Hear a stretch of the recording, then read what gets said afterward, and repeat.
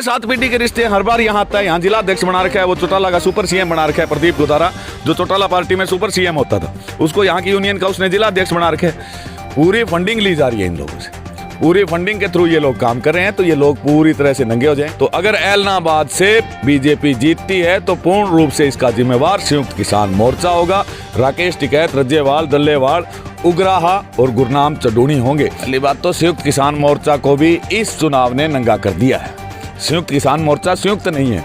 गुरनाम चडूणी यहाँ आकर गया, जिनके आज तक कोई आंदोलन उसका 35 साल में कामयाब नहीं हुआ। हमारे जितने भी आंदोलन है सरसा जिला के, सरसा भूमि के कामयाब हुए।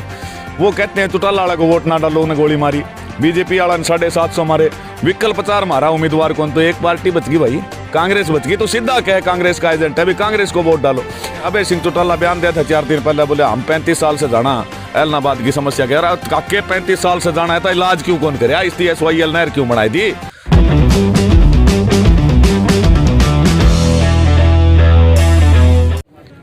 नमस्कार साथियों, आप देख रहे हैं देश हरियाणा। ऐलनाबाद उपचुनाव का दौर है। अलग अलग पार्टी के बड़े बड़े, किसी को इस हल्के को किसी का गढ़ कहा जाता है, कोई अपनी पार्टी बदल के दूसरा आ जाता है, कोई किसी पार्टी का अलग नेता आ जाता है।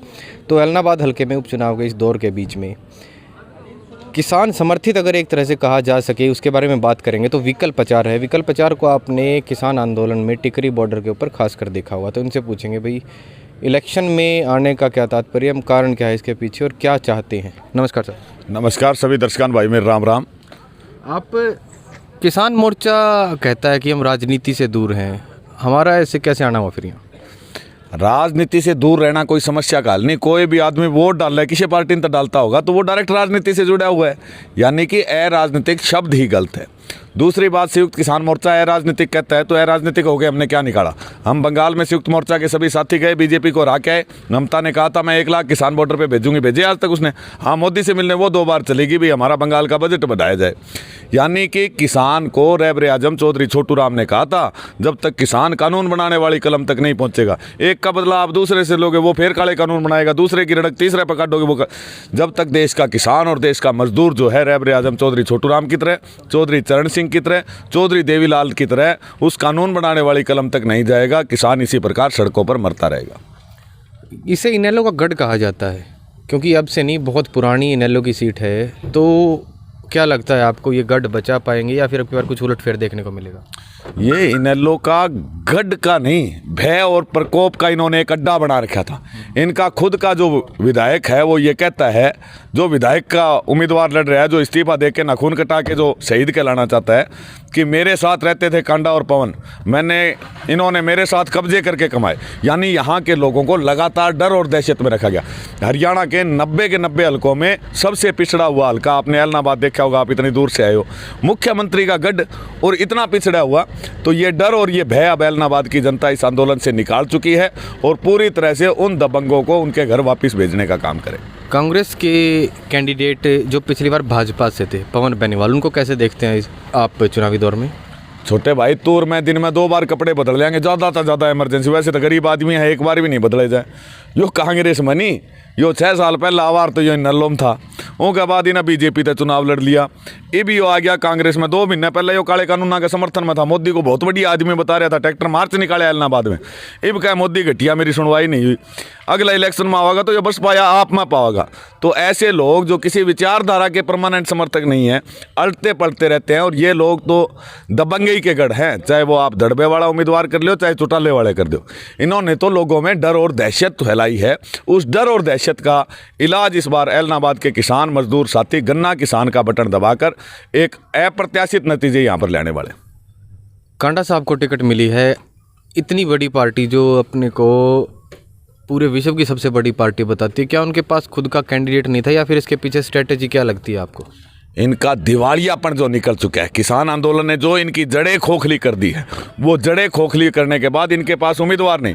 एक ऐसा उम्मीदवार उतारा जिसके भाई का समर्थन ये कह के नहीं लिया था कि इसका चरित्र अच्छा नहीं है, आज उसी के भाई को उन्होंने टिकट दी, क्योंकि किसानों का डर भय इनके बीच में हो गया।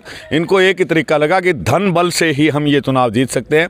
तो तीनों उम्मीदवार जो है, कोई धन का इस्तेमाल कर रहा है, कोई बल का इस्तेमाल कर रहा है, कोई डर का, कोई भय का, कोई खौफ का इस्तेमाल कर रहा है। और वैसे सीधा मुकाबला किसान वर्सेज बीजेपी है। ये क्यों हुआ? जैसे बताया, पवन बेनीवाल बीजेपी का था, अब कांग्रेस में आ गया तो है तो वो बीजेपी का।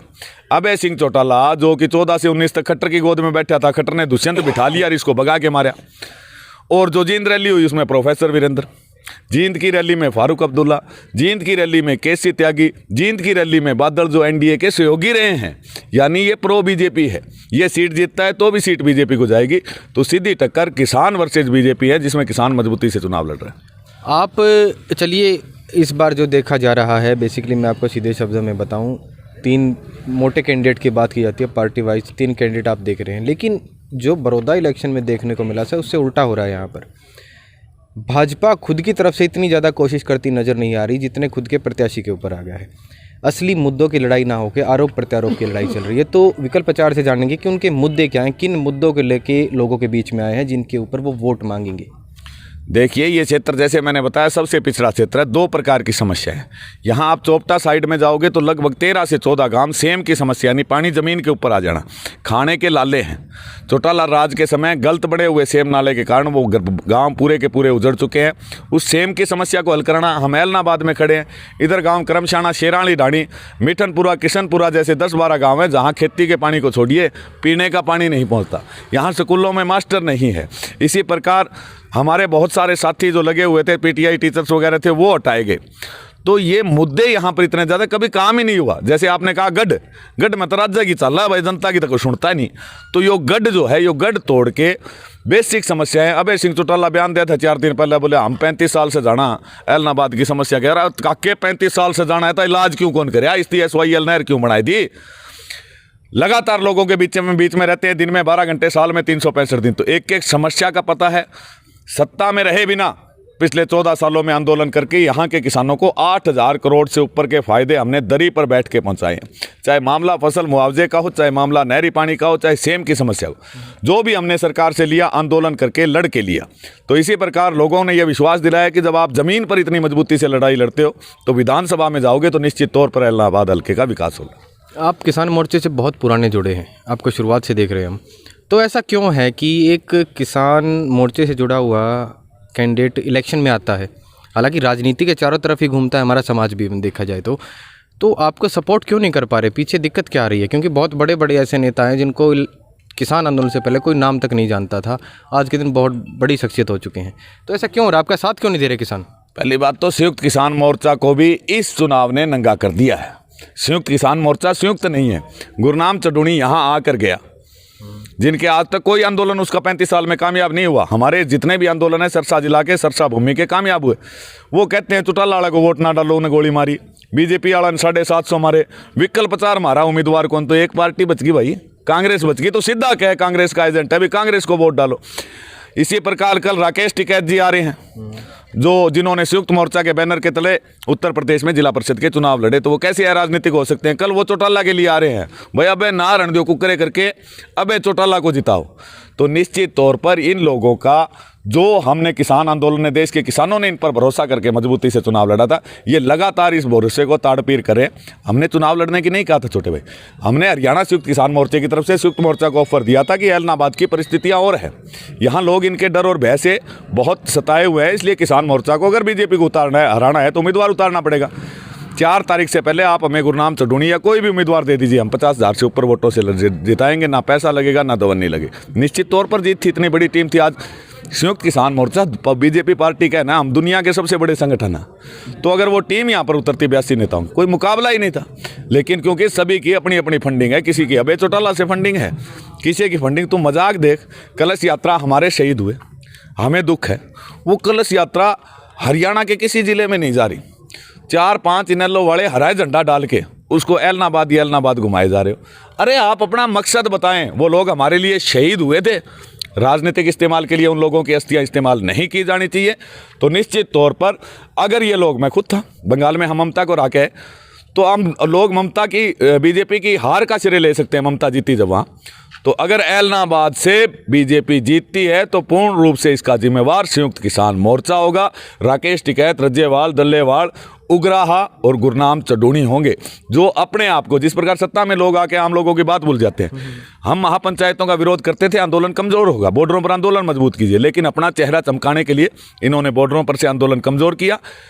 क्लियर कट फंडिंग रज्जेवाल साहब कैप्टन अमरिंदर को लड्डू खिलाते हुए पकड़े गए। योगेंद्र यादव का क्लियर कट हो गया कि बीजेपी के वो क्या था, योगेंद्र यादव को 1 महीने के लिए सस्पेंड क्यों किया गया है?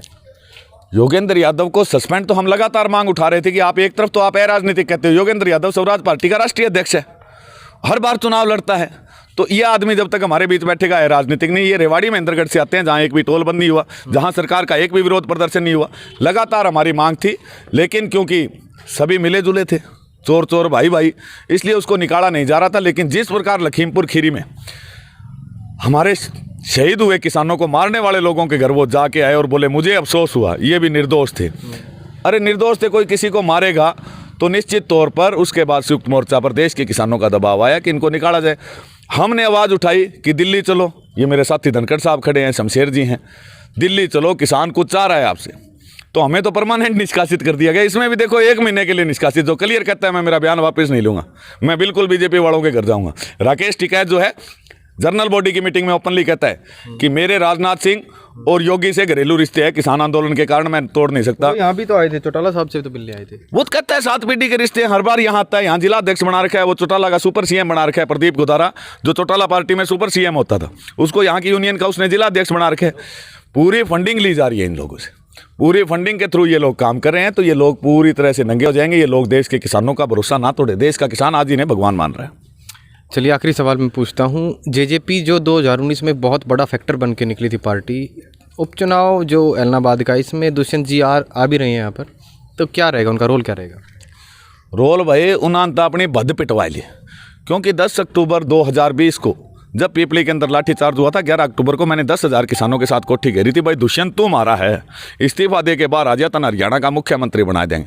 लेकिन इनका उसी दबंग परिवार से रिश्ता रहने के कारण इना न सिर्फ पैसे कमाने, इना ना जनता था मतलब, ना किसान था मतलब। चौधरी देवीलाल होए करता भाई, तमिलनाडु में किसान का डंडा पड़ा करता, आड़ा रोए करता वो, और ये अपना राज में किसाना के डंडे मरवा के कोठी का भीतर हंस रहा है। तो ये तो बिल्कुल हाशिए पर चल जाएंगे, इनका यहाँ कोई रोल नहीं है। हरियाणा में इतिहास में लिखा जाएगा, कभी अभय सिंह चौटाला और दुष्यंत चौटाला राजनीति में होते थे, चौटाला परिवार राजनीति में होता था। हमारे बच्चे ये बातें इतिहास में पढ़ेंगे, ये आज आप नोट कर लीजिए, क्योंकि इन्होंने देवीलाल जैसे परिवार के घर से निकलकर लोगों के अंदर डर और भय का वातावरण पैदा किया, उनके हकों को बेचने का काम किया। तो निश्चित तौर पर ये दोनों पार्टियां इतिहास बनने जा रही हैं। आखिर में क्या मैसेज देना चाहेंगे एलनाबाद की जनता और हरियाणा के लोगों को? निश्चित तौर पर एलनाबाद मेरा जागृत चेहरा रहा है और लगातार हम 14 साल से इस हिस्से को जागृत करते रहे, डर खौफ को ख़त्म करते रहे।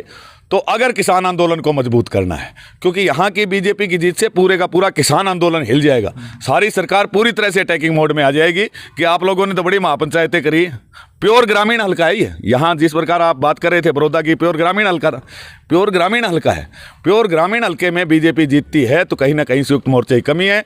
इसलिए मेरे हल्के के सभी किसान साथियों को, हमें किसी के आदेश की ज़रूरत नहीं है, गन्ना किसान का निशाना, आप जागृत होकर आपके हकों के लिए लगातार लड़ा हूँ, लगातार लड़ता रहूँगा। नहीं जीता तो भी लड़ूंगा और जीता तो भी लड़ूंगा।